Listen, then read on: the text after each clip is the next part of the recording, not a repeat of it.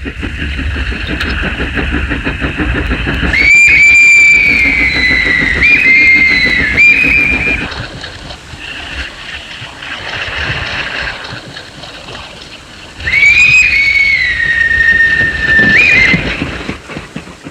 sad, ja koliko mislim, ja uvijek se nadam dobrom, nikad lošom se ne nadam. Kako živim, onako sirotinjski, nemam zemlje, nemam na čemu da živim, nemam nikakve penzije, niti plaće, niti sam zapošljen. I tako idemo od sela do sela da nešto zaradim za kruh i tako. A sad da li će to u stvari biti, da li će se ostvariti meni bolji život ili neće, ili će biti isti taki, ja ne znam. Pa tu, znaš, ko sam našao, neko možda mislim da je to moja, da imam Mercedes, ja nemam ni bicikla. To sam našao, pa sam eto obećao, volim neku značima kako bilo. To sam našao na autoputu Beograd-Zagreb, da sam obećao tako. Ja nemam da kupim ni hleba nekad, tako se dešava, ali ne kupim Mercedes. Ja ću vam prosto reći, ja sam lepo obučen, to je na izgled lepo, ali to sve imam na sebi, to sve nije moje. Ja sam bio zaposlen u srednjoj mesnoj industriji Šid, kao službenik. 15 godina sam tamo radio, dobio sam prošle godine u maju mjesecu otkaz, digao sam kredit, nisam ga isplatio. Imam 2 djece i ženu, živim u tuđem stanu, primamo platu 20.000 materijalnu pređenje primamo, od toga platim 10.000 stan, meni ostaje 11 na 4 živimo. Stavio sam posao, rekao mi je da čekam već godinu i pol dana, ja mislim da više ne može čekati. Ja bih želeo da moja djeca ne kažu, moj tata nije radio. Da kažu, moj tata je radio i mi sad lepo živimo. I meni je žao što sam ovako morao ispasti. Mene to tišti, mene to peče, to mi je rana, to mi je bolja, ja moram tako zaditi. Izvinjavam se.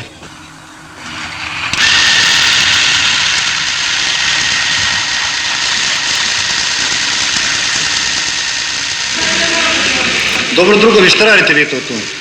Pa mi ovdje snimamo jedan film. A ko je vama to odobrio? Dozvola im. Da vidim. Pa dobro, svijet sam ujebem, šta vi samo snimate tu nešto šta ne valja? Šta ne bi snimali nešto šta je dobro majkom u našoj stanici? Ne poslije kad prikažete, prikaže se loše stvari pa da narod gleda, ljudi naši da gledaju da je sve tu loše, a ne mora biti loše. Pođite vi sa mnom pa snimite i ono šta je dobro kod nas u stanici, a ne samo loše. Pogledaj, druže moj, kolika je to stanica. To ćeš ti rijetko u svijetu naći. Taki smještaj, ugodnost putnika. Tu putnik ima sve šta želi. Stanica radi dan i noć. Uvijek je otvoren. Svaki minut vlak dolazi ili odlazi. Svaki od nas mora biti budan i misli dobro šta radi. Odgovornost je to, moj druže. Ovdje rade ljudi iz svih krajeva naše zemlje. To je, kako bi ti rekao, jedan veliki stroj koji radi po pravilima velikih čvorova u svijetu. Mi tu ništa ne zaostajemo ni za... Ponavljam, ekspresni vlak za Pariz stoji na 3. kolosijeku, 2. peron, polazi odmah. Pa šta da živim kod kuće, imam 3 komada djece, 25. mi je godina, na primjer. Pa šta ću vam pričati o svojoj djedi više? Znači, tu sam na ovim kišnim danima i na ovim vjetrima načeo po polju, tu sam radio kukuruz. Prema tome to mora da obezbedim godišnju hranu kukuruza. S tim što zdravlje gubim, prehlađivam se na ovim hladnim danima. Uslova nemam da državni posao ne primaju, 4 osnovne, nisam imao uslove da se školujem. I tako, morao sam doći do ovoga stepena.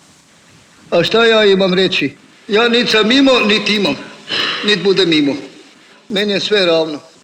Dobro smo prošli. Brali smo kukuruz, sekli, po lancu smo dobivali po 700-800 kila kukuruza.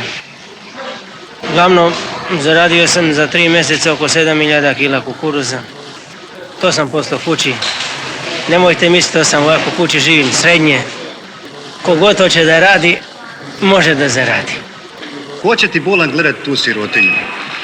Treba snimati dobre stvari, da ljudi gledaju dobre stvari, a ne samo da gledaju sirotinju. Sirotinju je dosta svim ljudima. Ja smatram da bilo bolje prikazivati ljudima nešto zabavno. Da se čovjek odmori kad gleda, a ne uvijek neku problematiku. Da li ste čuli za mene? Ja ja sam idol svake žene. Mene jure, mene traže, samo onda kada laže. Ovde puno žena ima, mislim da se sviđam svima. Samo kad bi moje bile, brzo bi te ostavile. Ja sam momak s puno žara, ali zato s malo para. Meni krov je parče neba, kome takav momak treba. Ako dijete, ja sam išao u školu u Skender Vaku. I kad sam završio 3. razred škola, onda sam očeo na izgradnju omladinske pruge. Najprije sam bio u Beogradu 15 dana, pa sam očeo za željeznik i volova riba. Bio sam Sremska Mitrovica, autoput Martin, 7. sekcija, 8. deonica. Kad sam došao sa izgradnje omladinske pruge, doći sam već izgubio školovanje. Kao đak kad sam išao u školu, odlično sam učio. Konja sam na zidne novine načitati znao bolje nego moj kolega koji je bio predsjednik opštine Marko Čelić. I danas dođem kažem, kako je druže predsjedniče, kaže pa dobro je za mene, tako mu i jest. A za mene je loše, dođem na stanici, imam 5 djece, bogati na stanici, čekam po 2 sata, 3, vozam, studenovi, dođe ti milicioner, kaže kuda ideš? Ja trebam da putujem za Banja Luku, on kaže, ako nema voza, kaže odmah u hotel. Gdje ću da idem u hotel, a zaradim 20.000 mjesečno, me tera u hotel, bogati.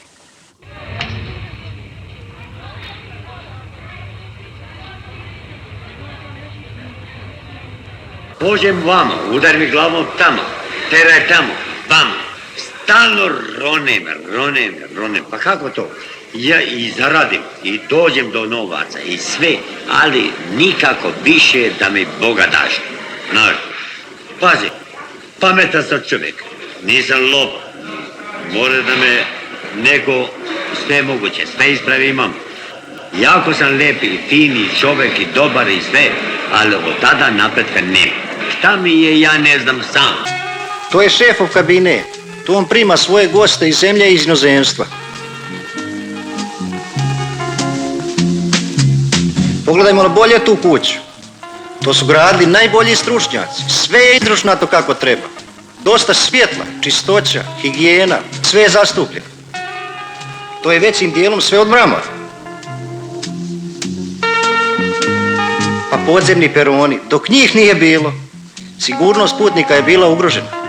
Pa znalo je Boga mi biti po 5 mrtvih nada, a sad ni jedan.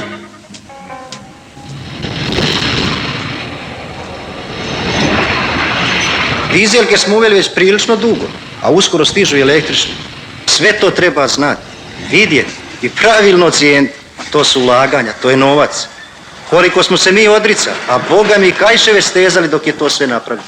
Ma nije dosta samo iznositi kritiku. Treba malo i pogledati šta smo uradili.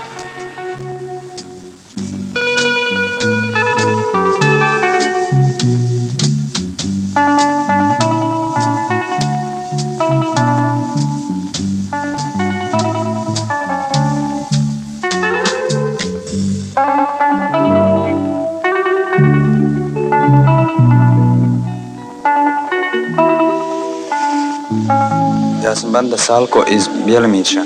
Kod Konjica, to jest iz Bosne. Imao sam oca i majku, ima nas 5 djece. Otac je majku potjerao na za 7 godina. Nakon 2-3 godine umro i on. Onda smo ostali nas samo 5 djece. Imali smo konja i 2 krave, onda i to smo morali prodati da jedemo. Sada nema ništa. Kuća uopšte nema krova. Bez krova. Majka je poludila, ona se nije htjela da vrati nama, nego poludila i mi ne znamo sada gdje je. Ima mjesec dana ja hodam po Somboru i Subotici da bi našao nešto da zaradim, da ponesem kući. To nije bilo uspjeha. Pa ja znam da kod nas postoji sirotinje, bijede, nepravilnosti i tragičnih ljudi, ali znam i to da naši pojedini ljudi ne vole da se to prikaziva.